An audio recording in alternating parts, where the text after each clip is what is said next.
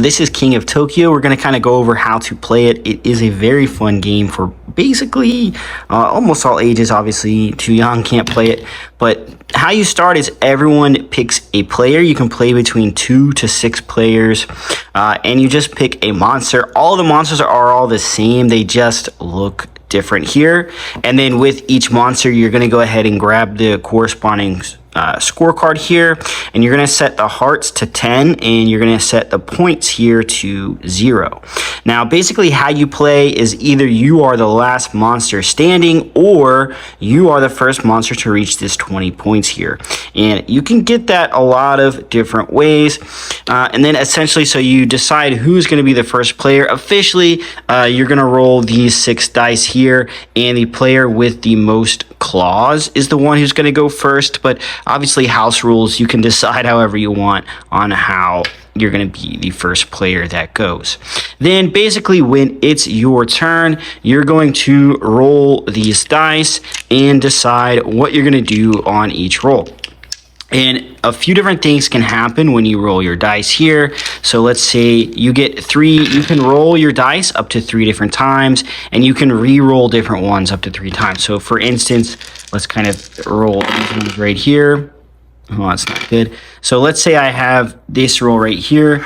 Basically, what you want to do is you want to try to get points, or just depending on what your outcome is. So you can see here I have 2 1s and 2 3s. The way you get points is if you have 3 of a kind, you get however many points that number is. So if I got 3 3s, I would actually get 3 points. Or if I got 3 1s, I would get 1 point. So I could decide, I think I'm going to keep those 3s there. We're going to roll again.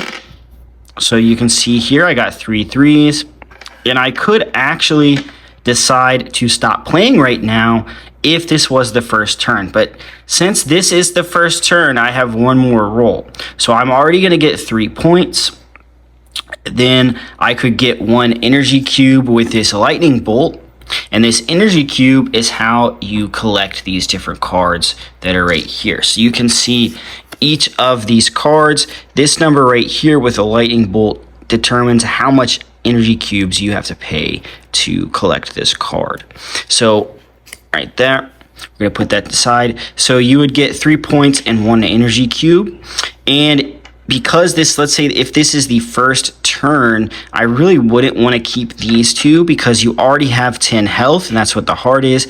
And you can only attack characters that are opposite of where you are at. So none of these characters right now are in Tokyo, so attacking them is not going to give any damage to anybody. So someone has to be in Tokyo City or in Tokyo Bay. The only difference is if you are playing with less than 4 characters, 4 people, you don't use Tokyo Bay. You only use Tokyo City.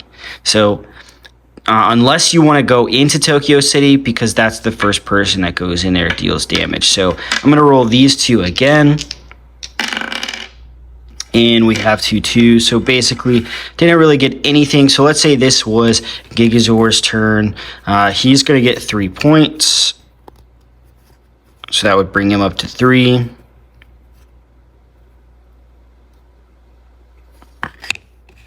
And then he would get 1 energy cube, and we're just going to keep collecting those. Now you can kind of see how the concept of this game is rather simple. You can attack players that are opposite of you. So if you're outside of Tokyo, you can only attack those that are in Tokyo. And if you're in Tokyo, you can only attack those that are outside of Tokyo.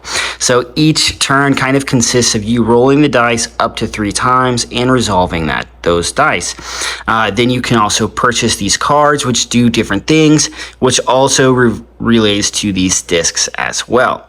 So it's a pretty simple game on how to play.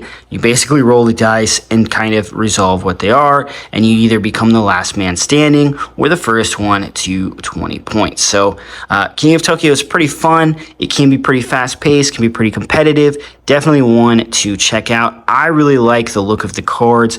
The setup here, now this is going to be the setup for 3 players. Like I said, you're going to set each one of these cards up to the 0 points and 10 for health. and then you are going to set up 3 cards here and shuffle those, and then you have your disc and your energy cubes. You're going to decide who goes first, and you're just going to play off what the dice say or what the cards say as well. Now, kind of, you want to go over the kind of rule book. It is super simple, super short, just to kind of get clarification on these cards, because they are going to allow you to do different things. For instance, you can actually go up above 10 health here, but only if you have proper cards that say you can do that, okay?